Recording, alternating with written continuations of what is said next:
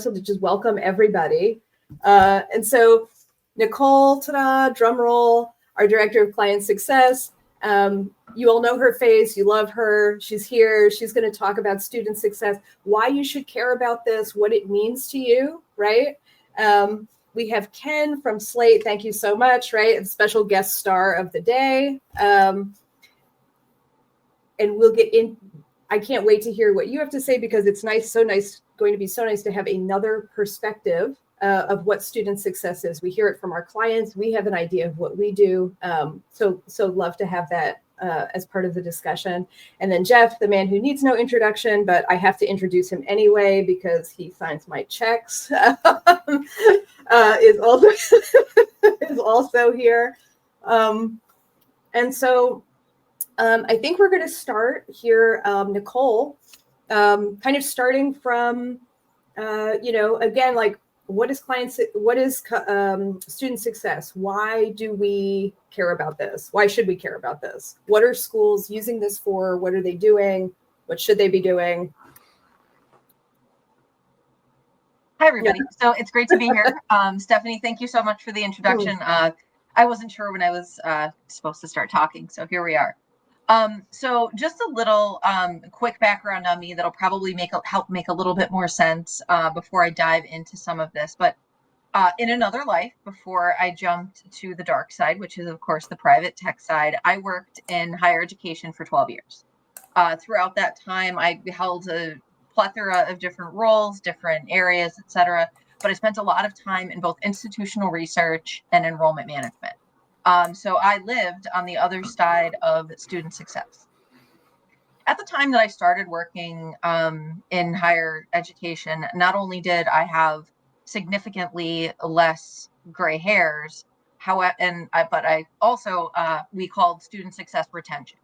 And retention is still a component of student success, but I like to think of student success as sort of retention plus, right? Sort of, a beer with a shot on the side, if you want to think of it that way. So, when I think of student success, I think of, yes, retention. So what is retention? That is literally exactly what it sounds like. If Nicole Armezzani starts at your university as a freshman, does Nicole come back for her sophomore year and matriculate, so on and so forth, eventually graduating? That's a statistic. IPEDS collects it. A lot of states collect it. Other consortia collect it for various other reasons, data points, advertising, admissions, etc. But there's a lot more to student success than just retaining a student. When I think of student success and we talk about student success now, it's not just did Nicole come back, but what was Nicole's experience when she came back? Did Nicole do well while she was in school? Did Nicole excel in her major? Was she involved in campus activities? Did Nicole live on campus if it was in fact a school with on-campus housing? Just basically what type of experience did the student have throughout their time there that contributed to their likelihood to retain, to their likelihood to be successful as a student? And then furthermore, ultimately in student success, did all of those experiences, not just retaining, not just being a member of the chess club and student government and playing intramural flag football or whatever that may be, but did all of those experiences then contribute to ultimately graduating and being successful by utilizing your degree, the skill sets, whether that be soft or, whatever that may be, that you learned while you were in school? So retention, when we really think about it, is really just the tip of the iceberg. And student success is the happiness and the fruitful nature of a student's experience throughout their time at the university, and also positive outcomes post-graduation. Now, why is any of that important? So, I mean, the obvious answer is finances, right? If we are losing students, whether, melt, obviously that's something that happens before we even start the first semester. But, obviously, if we are losing students every year from our initial class that we admitted, typically we track first-time, full-time freshmen the heaviest, but we track other populations as well. Finances, right? We are losing money. We are losing tuition revenue. And in a competitive world, not just dealing with the population cliff, but less and less folks having the finances and the ability to go to school, a competitive job market, etc. Schools are fighting for every student that they have. So that's the obvious reason. The other piece is obviously, yes, retention is a small component of it. No, I shouldn't say a small component, but one component of many. But it's a huge component in the sense that those figures are public. And when I turn it over to Ken, he's going to talk a little bit more about how retention is tracked and how the Slate CRM sort of, comes into play in assisting with keeping those numbers up and keeping students continue to matriculate. But also the other piece to student success is accreditation. Eventually middle states, other accrediting bodies, whether it be state or individual accrediting bodies for specific programs or majors, such as AISCB for business, they may look at, if you're not retaining enough students, that could potentially impact the school's accreditation, which ultimately impacts the school's ability to, one, retain students that are there, but also attract new ones. So really, the success of your students as a college or university is really imperative to the success of the institution, the college or university itself. So, when we think about student success, we think, why are students successful and why are they not? Why do they retain? Why do they leave? Whether they move on to another college or university or ultimately decide that the college journey is not for them, what goes into that, right? And so that's where a system like Axiom and a system like Slate come into play, because really the student success equation, although there's a lot of nuance and qualitative and study and, pedagogy behind it, there's also just a lot of raw data. And the interesting piece of student success is that realistically, most schools are utilizing the same data points for student success, but not in the same way. And we'll dive into that. So why do students stay at a college or university and why do they leave successfully? Well, involvement, right?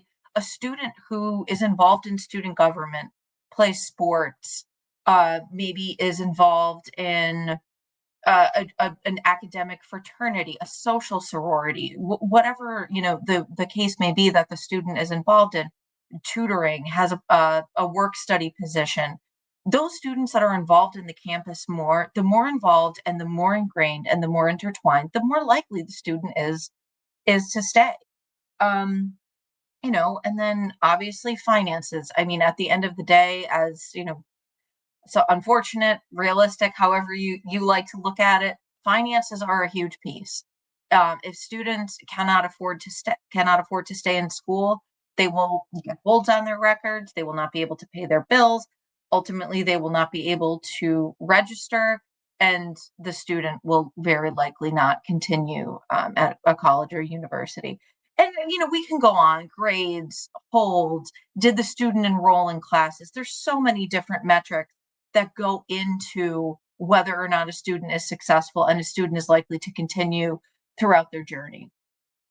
And really what we're going to focus on today is talking about some of more of the sort of philosophy behind the evolution of students, of retention to student success, how we gather those data points, how we utilize those data points, and again, how different institutions have different unique uses essentially for the same data, right?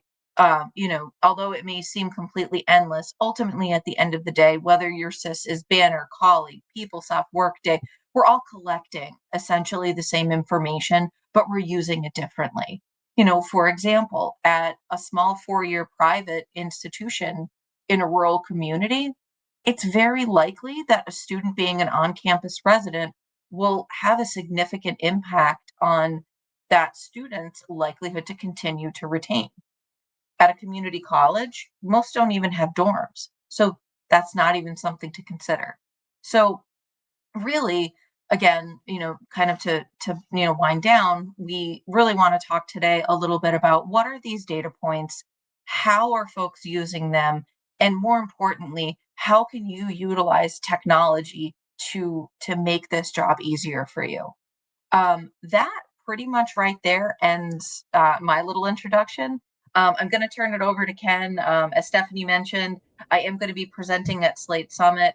I'm not going to say it here, but once I mute myself so you can't hear my little keyboard clicking, I'm going to put that information in the chat so that hopefully if folks are attending Summit in fabulous Las Vegas, I'm hearing a cold front only in the high 90s. So that's something to keep in mind. But in any event, I'll turn it over to Ken to keep our hour moving, and I'll put that information in the chat, and I hope to see you guys. Thank you. Thanks, Nicole. Thanks, Stephanie. Thanks, Axiom, for having me as the guest today. Hopefully you're all having a good afternoon or morning, depending on where you're tuning into. Shout out Mark Phelan in the chat. Hope all is well, Mark. And we'll miss you next week at the summit.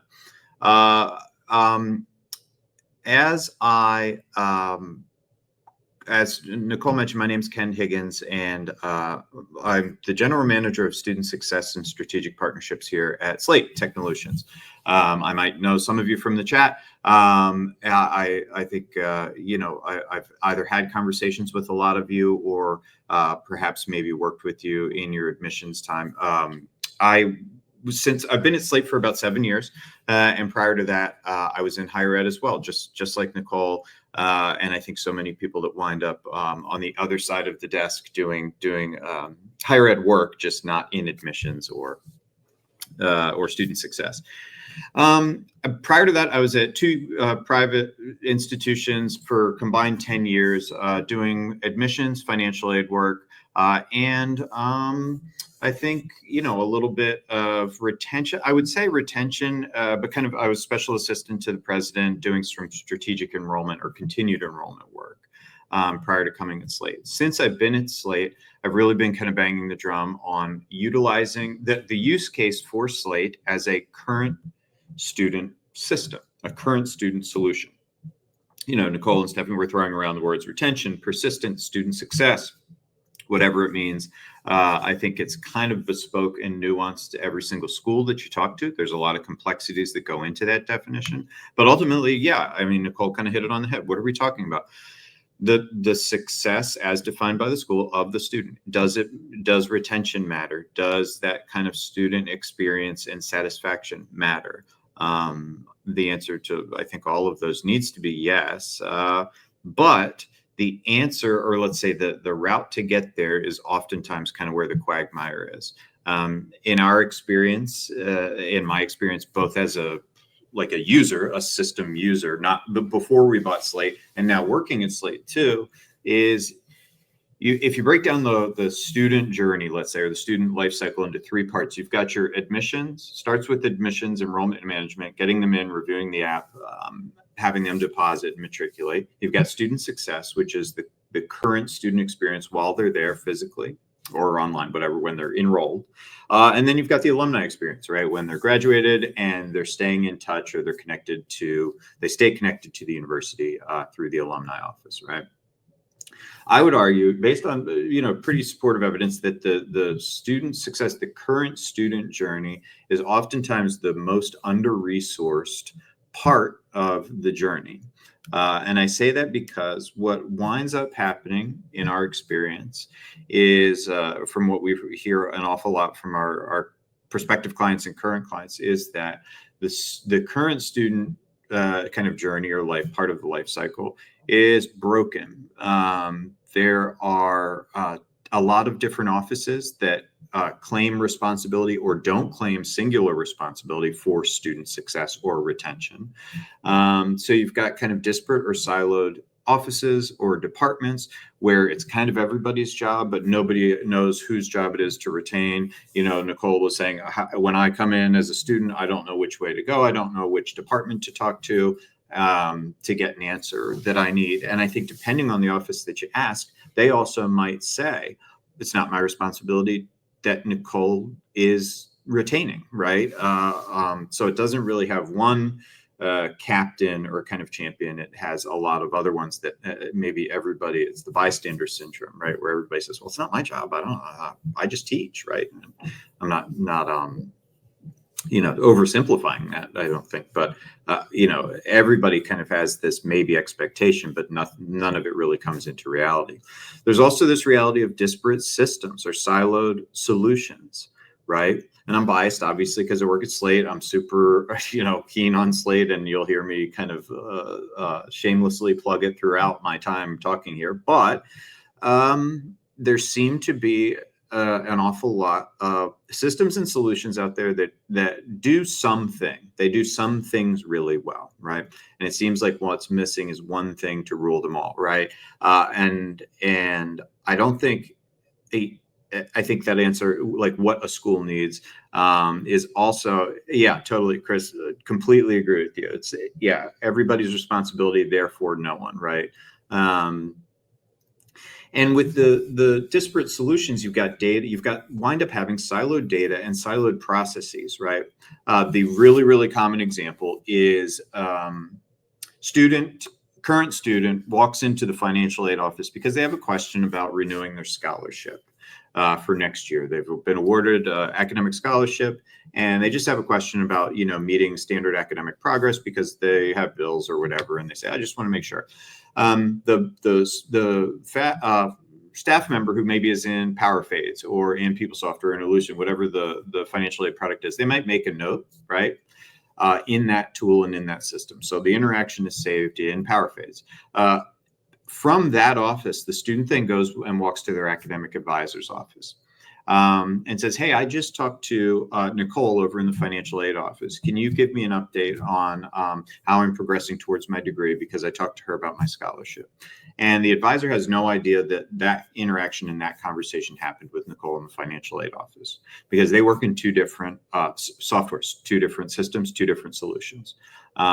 Nicole has a note over here for Nicole's purposes and financial aid purposes, but the advisor doesn't have access to that data, right?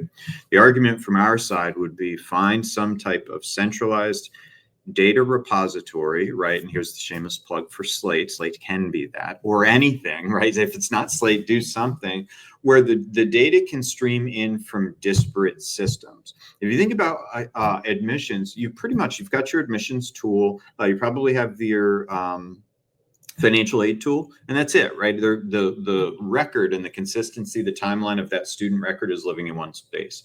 Probably the same for advancement, right?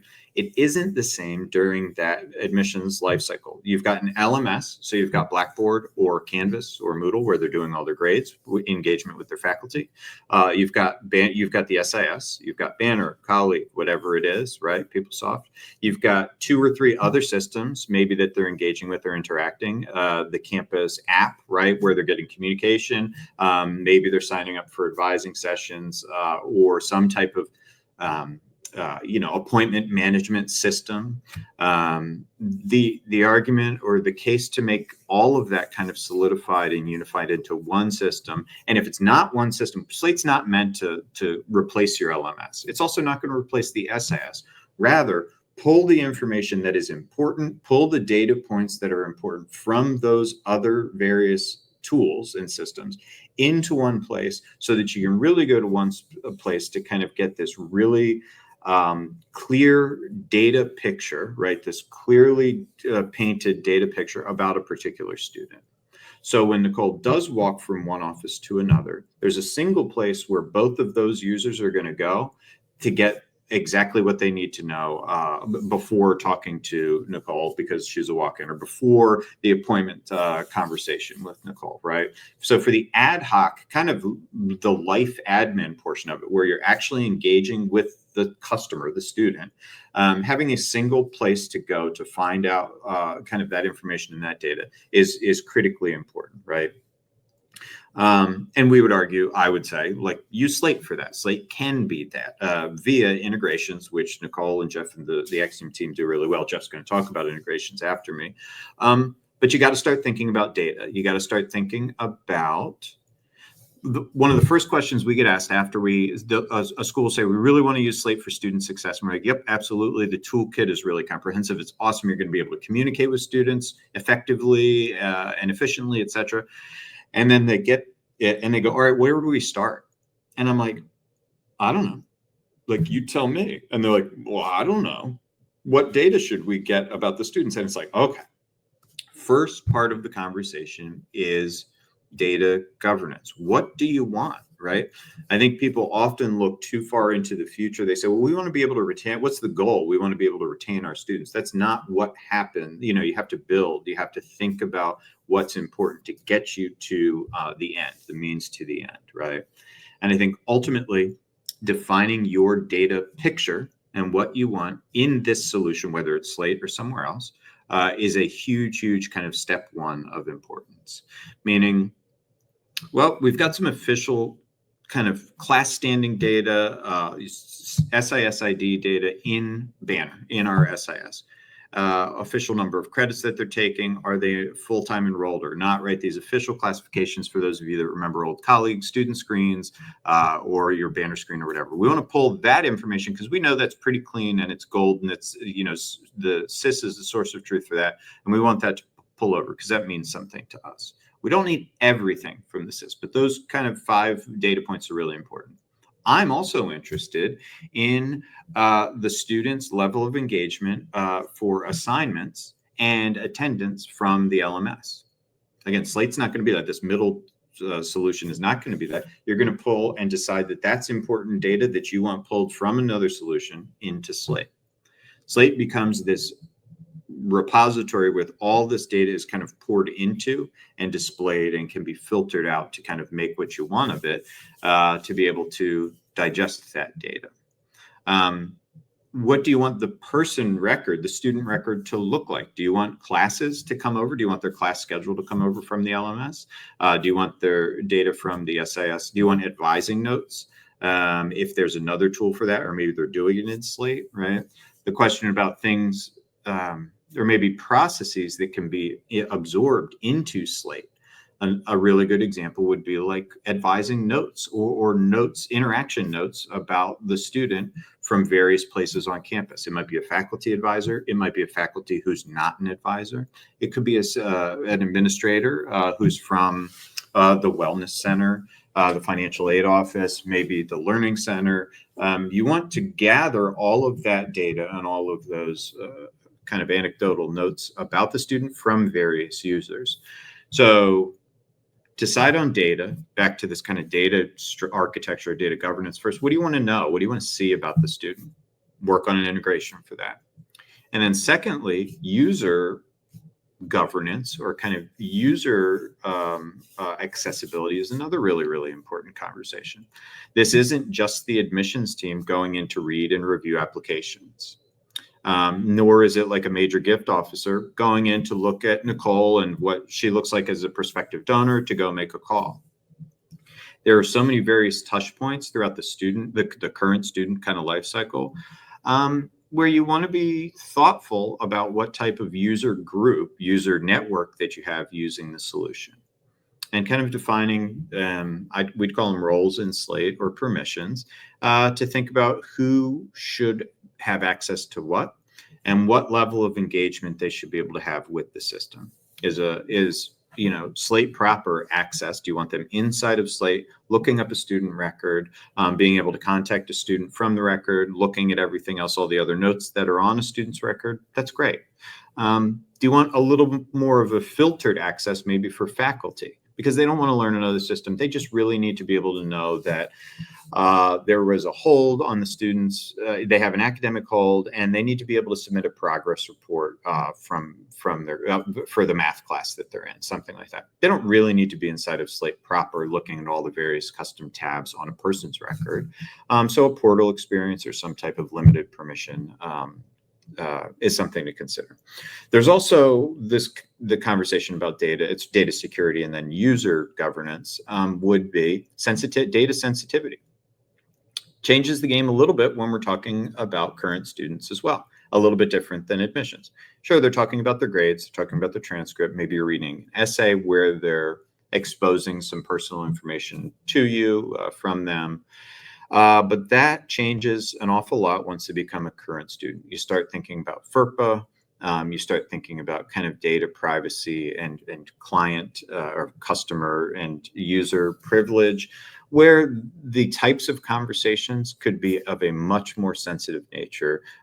So you want to think about that user experience in terms of who should have access to what. It's entirely controllable through permissions, but at the front end, before you start worrying about like, well, we need to this type of nuanced permission to this, think about that user network that's being expanded, because that's new. Your user network is going to expand, and it's going to be different than the traditional, let's say, Slate use of your admissions counselors and maybe your faculty guest readers.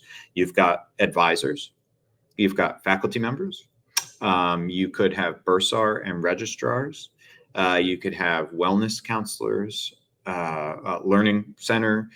You think about all of those kind of various departments or experiences across campus, and you say, yeah, all of those might be users, because there's this team network of Nicole and Stephanie and Jeff and Ken all have some type of responsibility or tie to this student and their success here, right?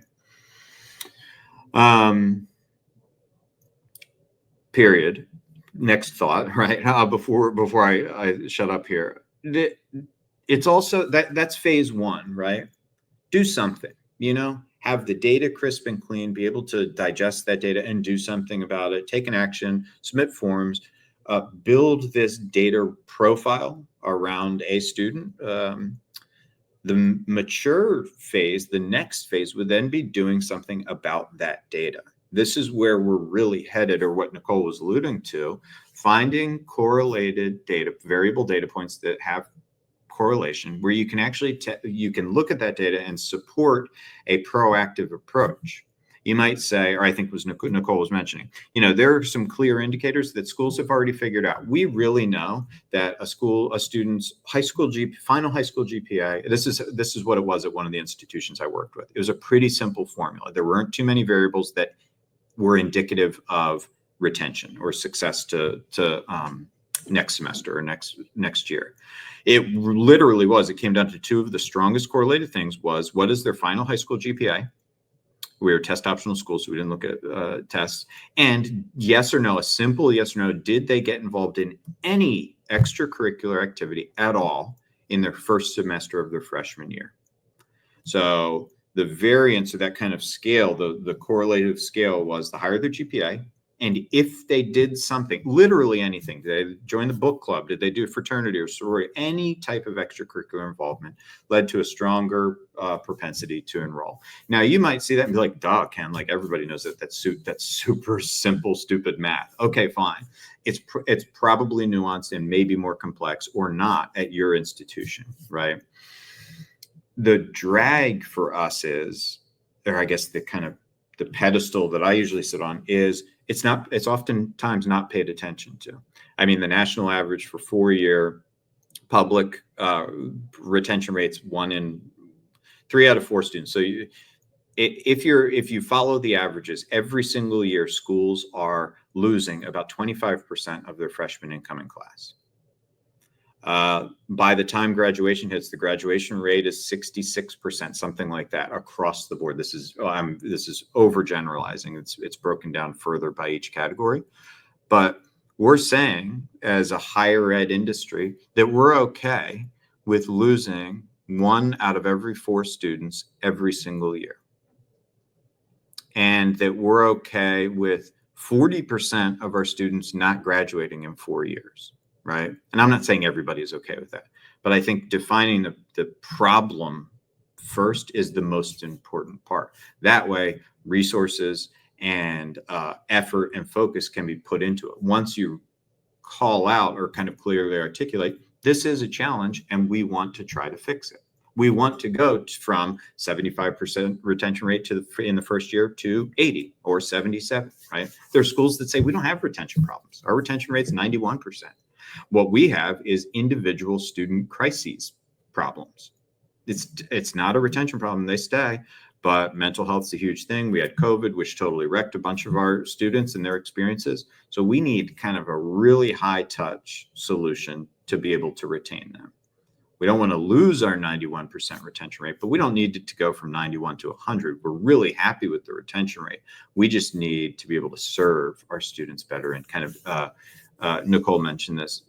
We need to enhance their experience that they're getting at the school for what they're paying for.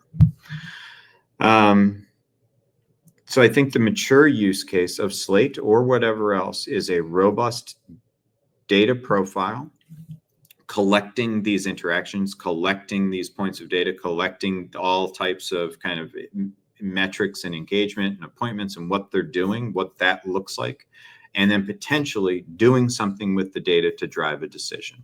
Say, okay, it's pretty clear that a simple example, they're really not engaging with our freshman year email drip campaign. Nobody's opening the emails, nobody's clicking, nobody's doing the calls to action that we need.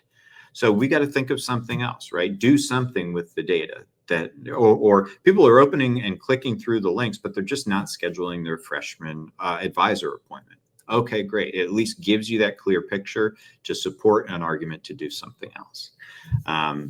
We encourage it. Again, I'm shameless plug for Slate. Slate is a cool tool and can do that. If it's not Slate, do it somewhere. Do it anywhere, right? The retention effort needs to be there first before you can even start thinking about that kind of advanced level of kind of analyzing the data or being able to make some type of movement in the retention space. So that's all I got. I promise that I won't, kind of speak from my soapbox too much more, but I appreciate you guys having me on. Jeff's got cool stuff kind of talking about integration, but happy to answer. Obviously, I'm here for the hour, so I'm looking forward to questions that come up throughout or after as well. And I'm looking forward to seeing you guys at Slate Summit next week, which is in Las Vegas. Yeah, 106, 107 degrees is the average, so it'll be cool. Thank you guys, and I'll hand it to Jeff. All right, thanks, Ken. Thanks, Nicole. So I asked to be a part of this mainly because I have been trying to learn about student success over the past couple of years to look at it from a product perspective. What can we do at Axiom to help you provide the necessary data? And I had a different analogy that I was going to lead into, and I had different entry points based on what Nicole and Ken were going to say, but they kind of blew me out of the water in terms of like all the information that I was trying to suck in as they were talking. So I do like the idea of the student profile. It fits very well with integration and kind of data analysis, which is what we specialize in as well. And Stephanie and I have spent a lot of time, at least, especially in the past year, not at least, but especially in the past year, looking at ways that we can provide some sort of profile or some sort of template for schools to start with. And the one analogy I did have to start off was that, and Ken and Nicole had kind of talked about this, is student success is different. It's a different animal than we've had to handle on the integration side, because we typically deal with, the enrollment process. People fill out an application, you make a decision, and they move on. And as Ken mentioned, it stays in one area. And regardless of how a lot of schools say, well, we do things differently. In the admissions world, 80 to 90% of it's the same. And that 10% is really what we focus on in the integration is how can we make our products work a little bit different for you. But a lot of it is the same. In student success, it's really your institution's own story. And the integration data set that we provide are just the words. So the words, we provide you with all the words, and you kind of like, it's like you have all these thoughts in your head of how you want to write a story, and then you sit down and then I Ken alluded to this a little bit. You sit there and you're like, well, I can't. You get like writer's block. So you have to start out with what Ken mentioned about a student profile. What I'm going to show you, and Alex, if you could show the slide here, I'm going to show you just a couple of slides to go over some data elements and objects, like I consider them objects of where data comes from. What are the things that we start out with? What can we provide? How we define what a student is, and what our approach is to an implementation. Because as a lot of you know that have done integrations with us, and Nicole says this in presentations, I say this all the time, it is a very disruptive process. So we want to get you started with something. But the part of what you need to come to the table with is figuring out what a student experience or a successful student experience looks like, what are the things that are valuable to you in order to identify what student success is. I can tell you that as I worked with this data set and worked through it, I remember when I went to college a long time ago, and I was 18-year-old, finished my freshman year. I came back. I went away for the summer, had a shore house, had a great time. Came back, went to go to my first day of class for sophomore year, and never filled out a FAFSA for that year. And I walked up, and they said, I don't even remember, maybe it was like $10,000. And I said, thank you, but I guess I'm not going to school this semester. So things like this are important to me because I wish I had this when I went to school. But one thing I do want to highlight when you're looking at the different data sets here is that we are not starting, and I talk about this on the admissions side too, but really, it really goes hand in hand with the student successes. We don't want to provide you with a technical solution to fix a business problem. We want to understand the business problem first. The technology should be the easy part. So we do want to start out with things that we can provide, but it's not an app on your phone or something like, hey, I'm going to download this app and I'm going to lose 15 pounds next week. It doesn't work that way. You have to have a plan of some sort in order to implement that app to make it work for you. It's very similar with this. If you don't have a business process, or you don't come up with at least a phase one, like Ken talked about, we can get you to phase 1.5 with the data set that we have. But the data is only as good as the people that use it. So how we define a student, hopefully this works, right?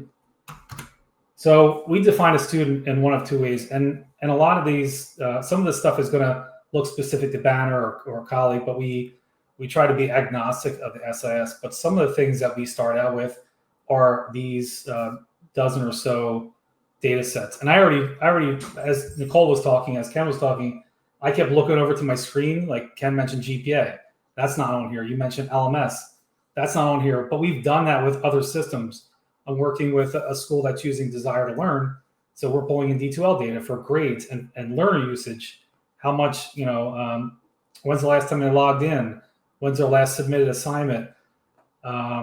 Nicole mentioned activities. What activities they involved in. That's not on here. So you can see how this can grow and grow if you don't have a plan, or at least a starting plan, that phase one plan, to be able to implement the data when you get it. Otherwise, it's just going to be, we always say we just throw up data and it's not going to make any sense. I know it's kind of gross, but that's really what it is. You're just spewing out all kinds of data and it doesn't make any sense to anybody. So we typically define in our world, we define student one of two ways. They're either they have an active learner record, and that's more of a Banner speak, but in colleague, that's an active program. They have an active program. And that's the same across all other systems, or they've registered for a course. They're registered for a course within a specific time, a term window. It could be a course within the last 2 years. So we have the ability to span out or really hone in on different windows of time, windows of term time. And that's kind of how that's the base, and that's how we start. And then we go through enrollment status and all the other orange things around the student. So everything's dependent on where that, how you define that student to start. So that phase one is really defining that part, and then looking at the other components like does the student have a graduation record? What advisors are assigned to them? Do they have faculty assigned to them? Do they have any holds? Did they miss a payment, or do they have academic holds? What kind of test scores have they taken? Financial aid, what's their estimated family contribution? There's all kinds of functions and things that we have in our data procedures that allow us to pull this information. And then what kind of transactions have they paid for? Did they pay for last year? In my case, for financial aid, did I complete my FAFSA for this year? If someone would have told me that up front, I would have not, obviously missed that semester. So these are the kind of data points, and it is really important. And we would spend time with you. We've done this integration multiple times with Slate. And I also want to give a plug to the SIG consulting group as well, because they do a lot of stuff around this as well. But this is just a lot of information that we can provide to you. And we want to talk with you about, Ken had started out about, what do you want? And we've had those conversations with schools where they'll say, well, what do you provide? And we say, we provide all this, and we give you a data mapping form that has 400 data elements or fields on it. Then how do you want to use it? And they say, well, what other schools do? And that kind of back and forth. So we want to continue to have these kinds of conversations. And that's really why I want to be a part of this, is to learn from schools, hopefully get some good questions in here and move on from there and enhance what we can provide out of the gate. I don't want to say out of the box, because there's no out of the box solution, but we can provide you with data out of the gate and get it in front of you so you can look at it and figure out what makes that turn into a successful student experience. So I'll be quick and just finish up with our approach to this. So we do have a bundle, what we call a bundle, in our repository of procedures and functions, the data points that we are able to pull from the student information system. There are other systems like the LMS that we can get information from. We also have an integration and sources for each one of these elements, or each one of these sources you see on the screen. And we have a pretty extensive data mapping form. Again, it doesn't make sense if you don't apply it to what your business process is going to be. And then we do have a specific project process for student success, for Slate student success specifically, because we want to get the data in front of you as quickly as possible and not spend 2 months planning up front and saying, well, I don't want this field versus this field. We get it in front of you first, and then you decide based on what you're seeing what you want to use for to have a student experience be successful at your institution. So if there are schools, I know we plugged the Slate Summit next week. Nicole and I will be there along with a couple of others. We'd love to talk to you about what you're looking to implement, and if there are things on here that don't that you're looking for that we don't have, we'd like to put in our repository. So we're constantly building up this repository of information that we can kind of pick and choose what makes the most sense for each institution. Because at the end of the day, the student success experience for you is going to be unique compared to some of the more standard kind of integrations that we've done. So we really want to spend some time talking to you about that. So that's my spiel, and thank you, Nicole and Ken, for providing me with information about student success I didn't know. Trying to solve it from the technical side is not easy. So that's a lot of good information for me. Awesome. I just want to say thank you for everybody who spoke today, because I think everybody had their own perspective and brought a little bit to the table, which was really, really nice. And Ken, I think you really hit it on the head, and I think both Nicole and Jeff spoke to it. I really liked when you were talking about how, yes, it's student success, but that doesn't always mean retaining a student, right? Success for a student looks the way it looks at your school. And whether that's making sure that you're getting early intervention on people that may need mental health help, or,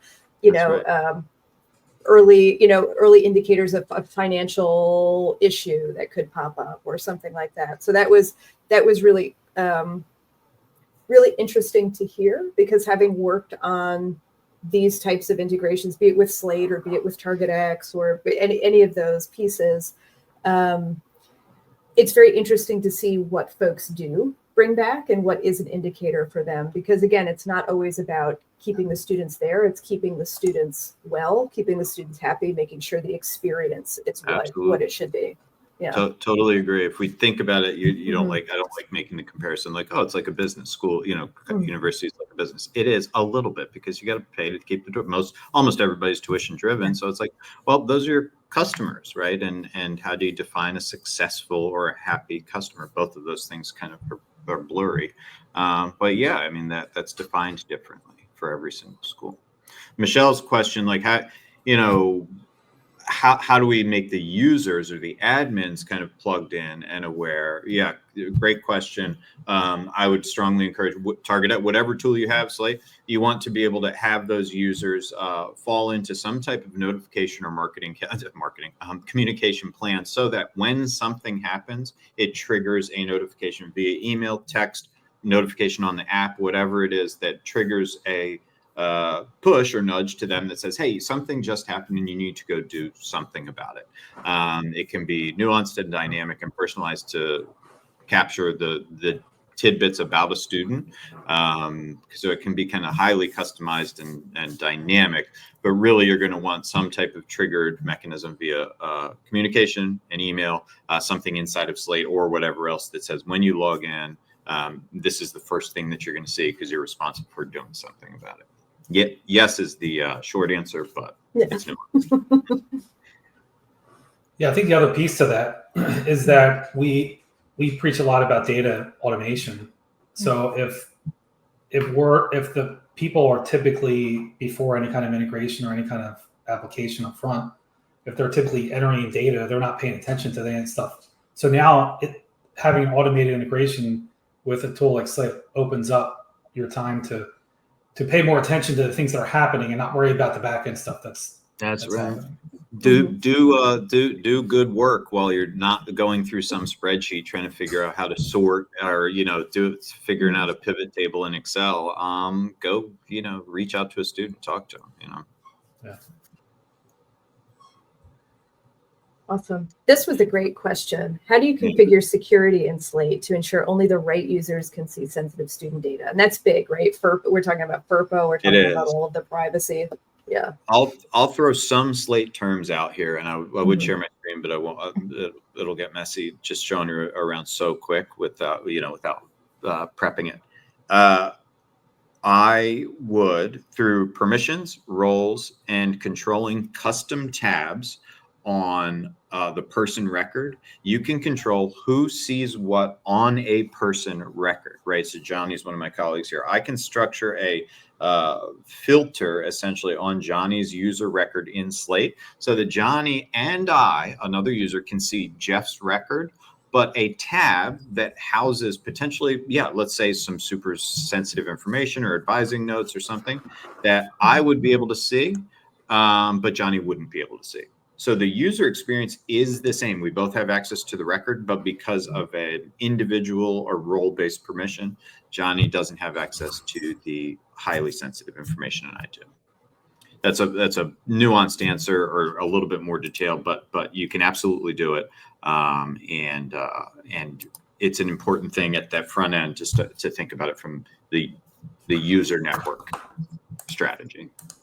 And you were saying too, just kind of following up on that, you mentioned before, because I know I'm working with a group now and they're trying to figure out, users and who should be in there and who shouldn't be in there and what should that be. And it sounded like you alluded to the fact that some folks don't even need to get into Slate proper, right? Nope. Like there can the portal tool is extremely powerful, right? And there are some users that are like, I don't want to be in Slate or I don't want to be in Target. It's whatever. I don't need to be in there every single day. Cool, no problem.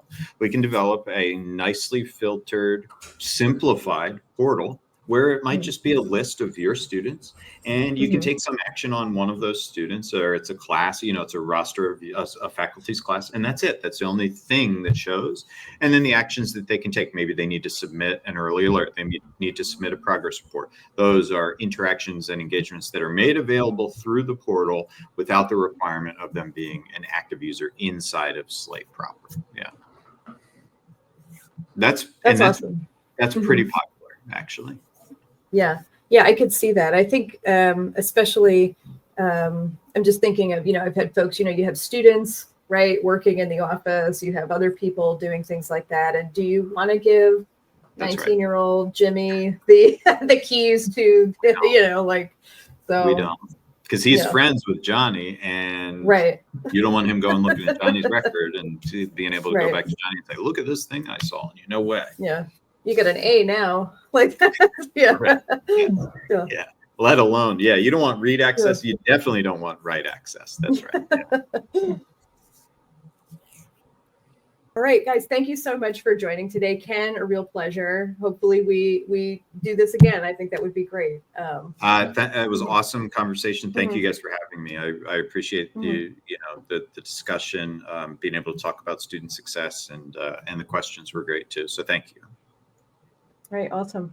Thanks, everybody. It's been so good to see you. Thank you for joining us again, All right, thank you. and we look forward to seeing you later.